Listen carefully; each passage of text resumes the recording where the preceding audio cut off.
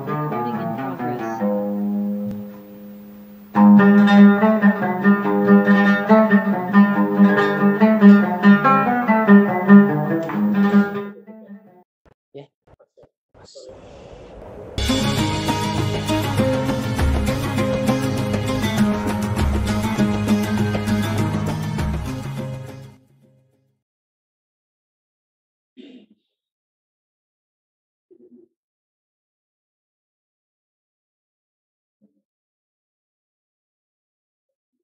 Ya. Assalamualaikum warahmatullahi wabarakatuh. Salam. Alhamdulillah, asyhadu an la ilaha illallah wa asyhadu anna Muhammadan rasulullah.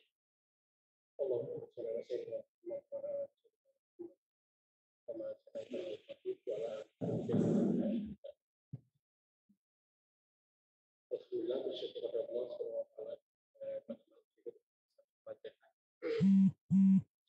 Tanpa selalu sholat juga kita harus membaca.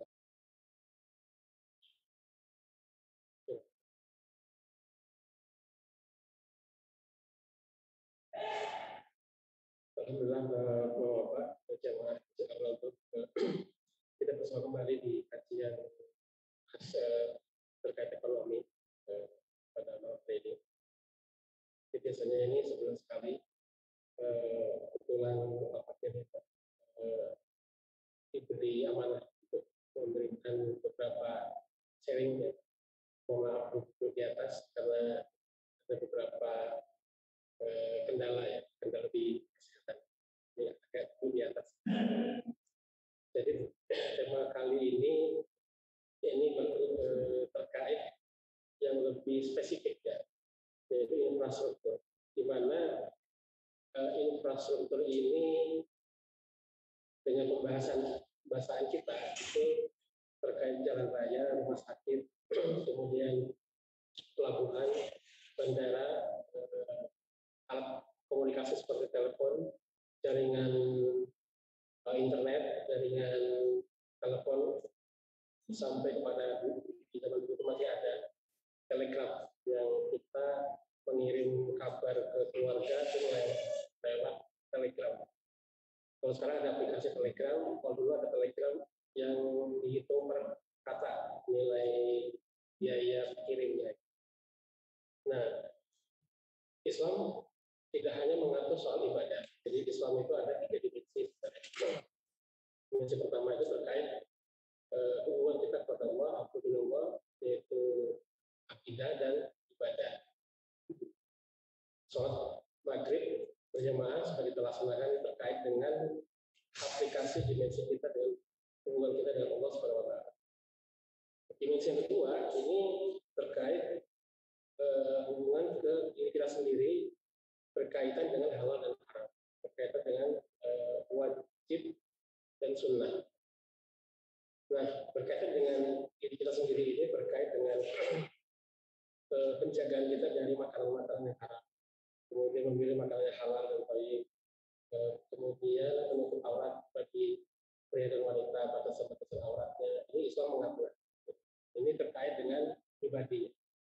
Kemudian yang ketiga yang paling banyak adalah terkait muamalah, yaitu hablum minanas, hubungan kita dengan manusia, baik itu antara manusia yang sama posisi statusnya atau manusia yang berbeda posisi status. Berarti antara penguasa dan rakyat, antara rakyat dengan rakyat, antara pejabat dengan rakyat. Ini Islam juga mengatur. Nah, dimensi yang ketiga ini yang paling banyak diatur oleh Islam ya. Ada sekitar 90% dalil-dalil yang mengatur muamalah, yang semua dijelaskan di 4 rukun yang utama, yaitu Al-Quran, hadis, ijma sahabat, dan qiyas. Ijma sahabat ini adalah kesepakatan para sahabat, di mana para sahabat itu tidak mungkin bersama-sama untuk melakukan kemaksiatan. Jadi ijma memberikan doa kepada 4 khalifah Rasyidin, masa-masa itulah para sahabat itu banyak masih hidup. Jadi ijma sahabat banyak muncul setelah meninggalnya Rasulullah SAW. Nah, yang keempat adalah kias syar'i yang dimana ini banyak keluar di era Imam Mazhab. Kemudian politik dalam negeri secara Islam bagaimana, politik luar negeri Islam bagaimana. Kemudian jual beli dalam Islam seperti apa, mengatur kepemilikan yang mana yang boleh dimiliki oleh individu, mana yang tidak boleh dimiliki oleh individu. Nah, mengerucut kepada tema malam ini yang terkait masalah infrastruktur. Jadi infrastruktur ini berangkat dari hadis Rasulullah, di mana Rasulullah bersabda, manusia berserikat oleh pahala. Jadi mafhumnya adalah jalan itu adalah milik umum. Maka di pertemuan sebelumnya kita sudah membahas masalah harta milik umum. Nah, infrastruktur inilah salah satu yang dibelanjakan dari harta milik umum tadi. Nah, di masa lalu infrastruktur di masa Khalifah Umar itu beliau menyediakan rumah singgah yang diberikan gratis. Turki itu Karapansari. Karapansari ini di situ ada penginapan, ada seperti rumah makan, ada juga tempat sekedar hanya menghilangkan rasa haus. Jadi itu ada rumah-rumah singgah setiap beberapa kilo itu disediakan oleh negara. Disediakan oleh negara yang dimana itu bisa dinikmati oleh para musafir. Itu salah satu infrastruktur di dalam masa Khalifah Umar bin Khattab. Nah, di sini kita bisa melihat ya, khusus Indonesia sebenarnya potensi Indonesia untuk mendapatkan infrastruktur yang baik itu cukup besar. Ya. Saat ini sejak 2014 Presiden Jokowi itu mulai menjabat masuk periode tanpa alasan karena infrastruktur yang dikerja pembangunannya adalah infrastruktur yang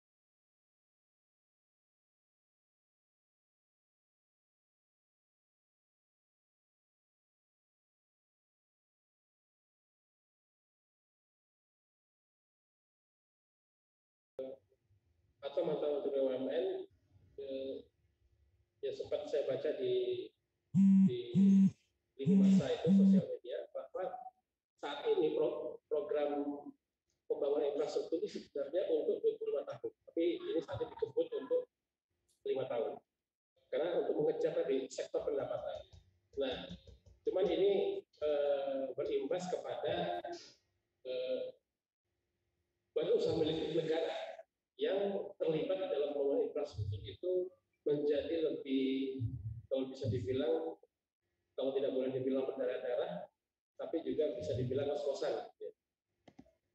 Jadi beberapa kebetulan saya pribadi juga berkecimpung di konstruksi, cerita dan teman-teman yang menjadi subkontraktor dari BUMN itu rata-rata bagiannya macet, bagiannya macet.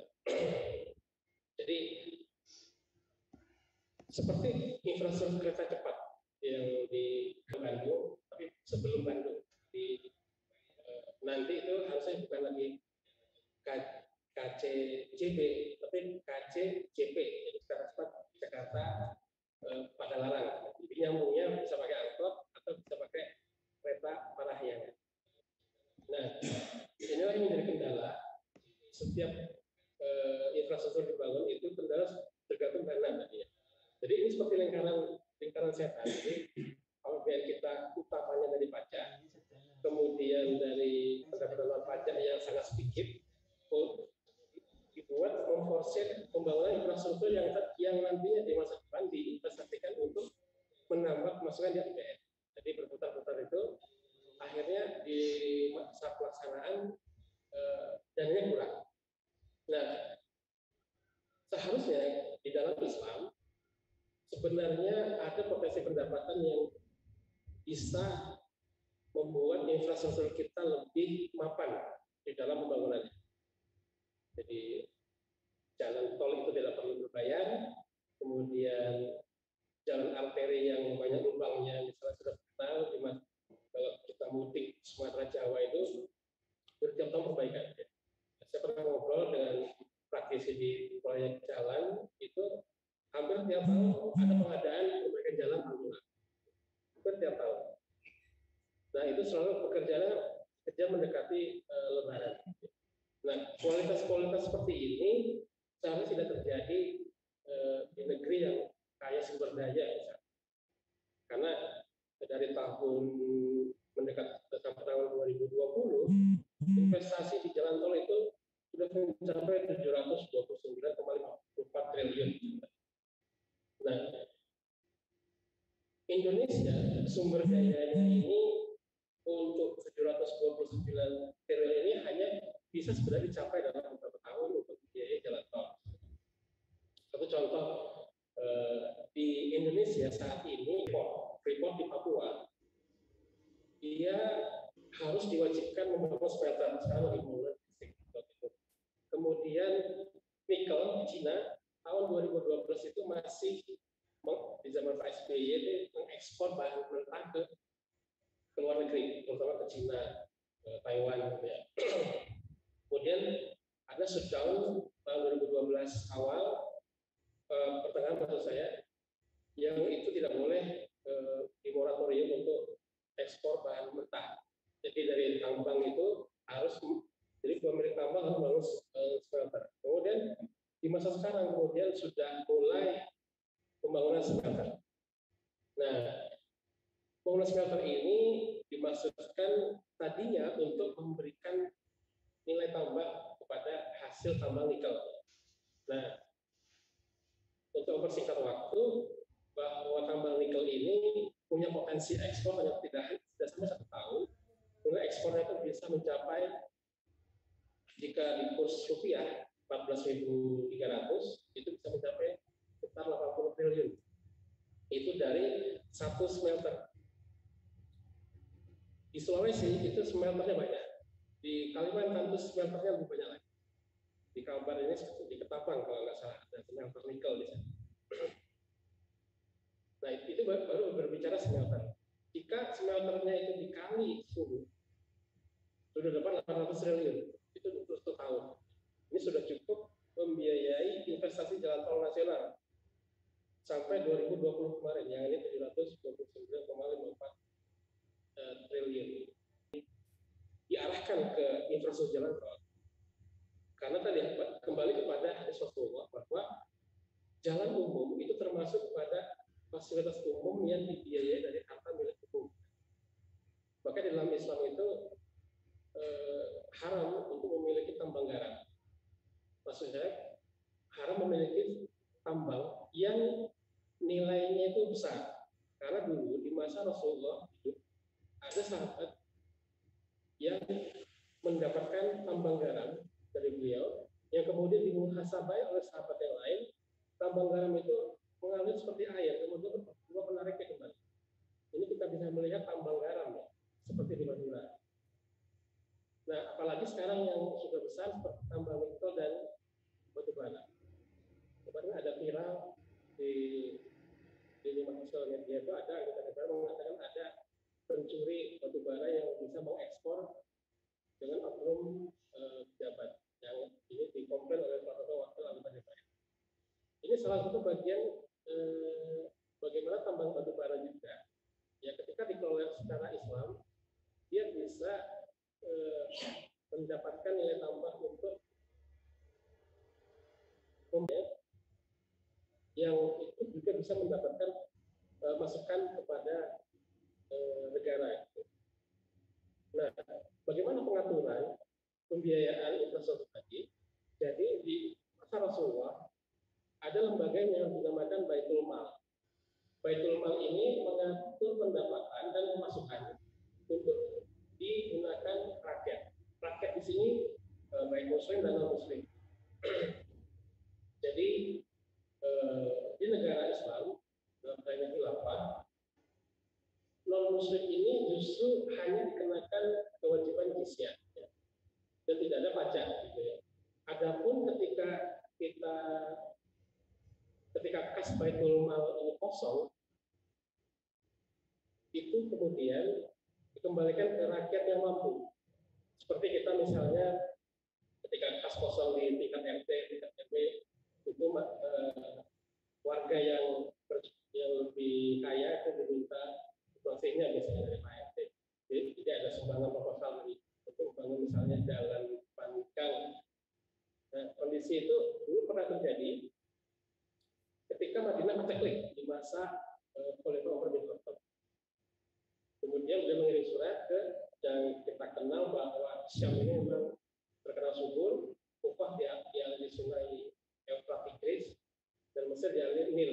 Nah, Madinah kita tahu hanya sebuah oase sebenarnya. Jadi kalau Jazirah Arab dulu itu kota-kota yang ada di situ adalah oase besar yang itu tumbuh untuk pohon kurma, pohon zaitun. Sahabat Ali bin Abi Thalib dalam masalah sahabat itu yang terkenal, dia mengatakan bahwa sistem patungan antara daerah dan kaum muslimin ini hanya terjadi di dalam Islam.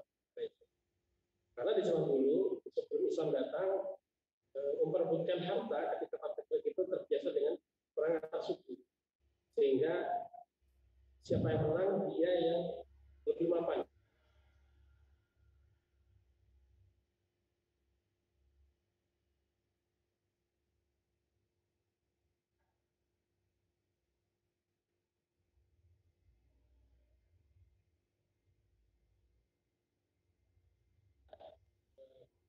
Saudaranya yang kekurangan.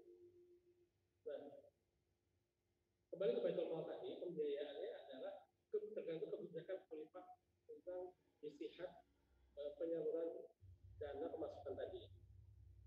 Ketika ada daerah yang misalnya dia kesulitan infrastruktur jalan berkembang, khalifah bisa memprioritaskan dana Baitul Mal untuk dialihkan ke daerah tersebut.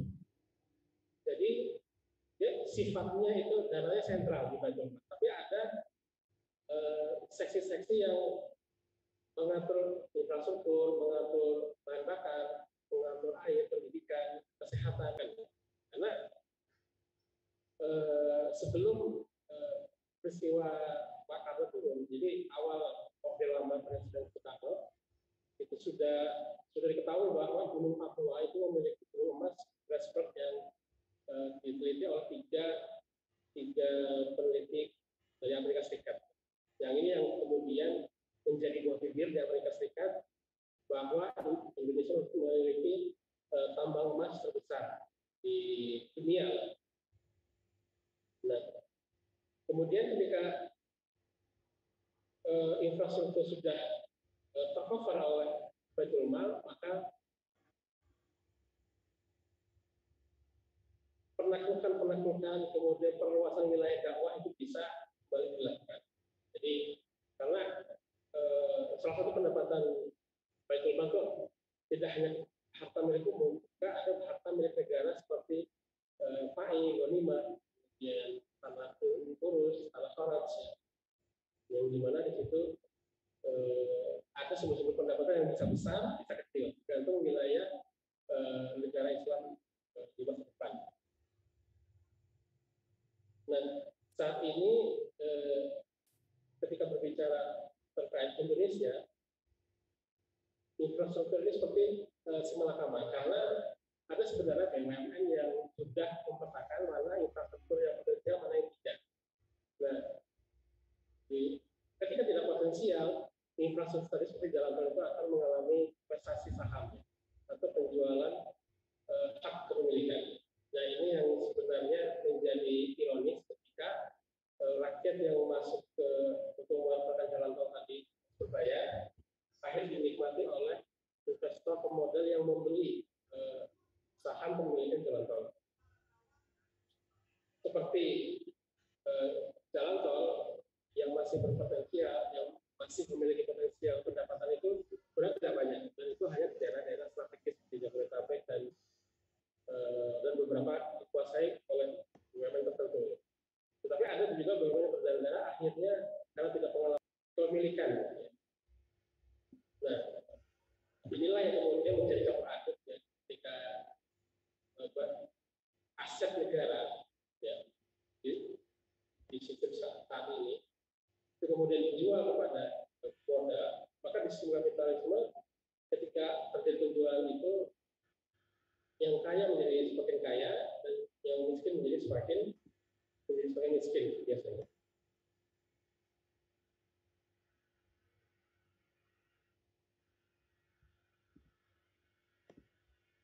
Nah, di sini kemudian kita bisa melihat potensi Indonesia ketika mendapatkan hidayah Allah SWT dalam menerapkan alternatif ini juga akan berimplikasi kepada kemudahan dalam pembangunan infrastruktur tadi. Di bagaimana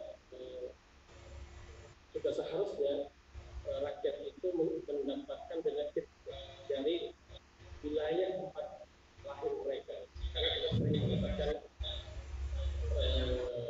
mendapatkan suatu informasi bahwa kita mencintai tanah air itu. Kadang-kadang ketika mencintai tanah air kita sendiri tidak sebanding dengan apa rakyat yang didapat. Nah, inilah yang kemudian menjadi salah kaprah ketika dalam manajemen sebuah negara terkait bagaimana pelayanan rakyat terhadap infrastruktur tadi. Jadi di sini selama 1 tahun di Kalimantan Barat ini infrastruktur yang sudah baik itu berdasarkan obrolan dari teman-teman itu dari Pontianak sampai Singkawang ya, sampai Sambas. Ketika browsing lagi ke mendekati ke arah pedalaman itu agak kurang juga. Jadi perlu ada jembatan penyeberangan, jembatan yang menghubungkan di antar desa sungai. Biasanya jembatan di Kalimantan Barat ini dikerjakan di 2 tahap pengadaan. Pengadaan pertama itu pembangunan abutmen, yang kedua itu pengadaan pembangunan rangka bagiannya. Dan itu biasanya proyek ketika dibatasi anggaran akhir tahun namanya dana alokasi. Maka ketika dia melewati tanggal 30 Desember masuk ke tahun 2022 misalnya, maka si kontraktor tadi bisa terkena denda dan dana itu bisa dikembalikan ke pusat dan sisa profit dari proyek. Nah, dari pembiayaan dana yang bermasalah tadi juga bermasalah dalam pengaturan undang-undang terkait proyek ya, pelaksanaan proyek. Dan sudah jadi rahasia umum untuk pengadaan proyek infrastruktur itu ini dia tidak berdasarkan pagu yang ditetapkan oleh misalnya legislatif, yang dimana misalnya pagu 25M, kemudian turun-turun ketika sampai di kontrak itu 19M, dan itu akhirnya bisa kontraktornya yang merugi, ada kerja tambah, bisa juga spesifikasi atau kualitas material itu menurun karena ada pemangkasan dana. Seharusnya memang ketika mendapatkan anggaran proyek dari pagu yang sudah ditetapkan oleh legislatif, karena legislatif itu masuk pada res politika ya sistem demokrasi. Di sistem Islam ulama pagu dana ditetapkan oleh Khalifah, kemudian didelegasikan ke koordinator Baitul Mal. Ketika pagunya sudah masuk akal, diverifikasi sampai ke harga satuan material dan barang itu bisa dilaksanakan tanpa harus kontraktor itu berkompetisi dengan menurunkan banyak harga. Jadi ini memang banyak perlu dibenahi dari sistem ya, dari pemasukannya yang saat ini lebih banyak dikuasai oleh para pemodal yang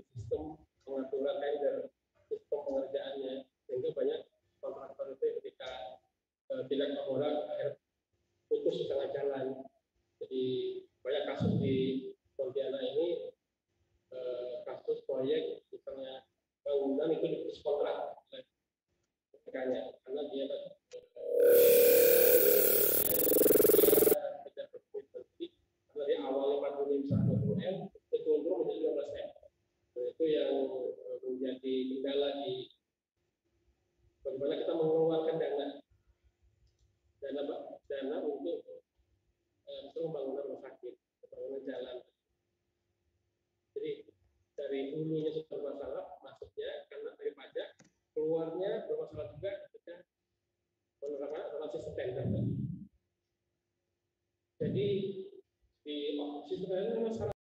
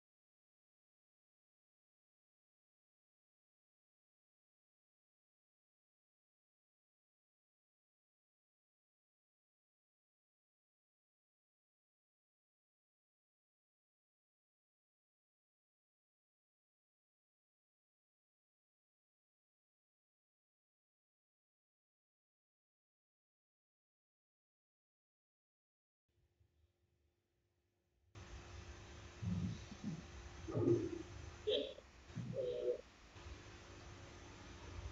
itulah untuk depannya nanti terkait tema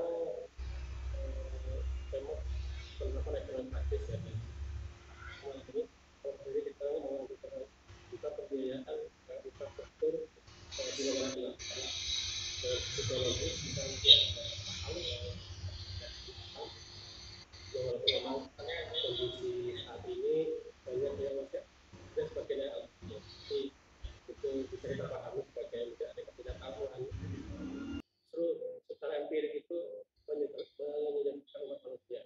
Selain kembali kita dari kembali kepada penguatan ya, tauhid kita pada Allah, karena Allah Subhanahu wa taala itu lebih paham mengenai kebutuhan hambanya. Di dalam Rasulullah memberikan aturan-aturan yang dimana aturan tersebut sesuai dengan fitrah manusia. Karena ketika tidak sesuai dengan fitrah manusia, oleh infrastruktur banyak yang terlambat, banyak yang rugi, akhirnya dijual asing. Karena asing itu rata-rata bukan orang Muslim, ada juga yang Muslim yang tidak paham, kemudian mengambil ini sebagai aset pribadi yang sudah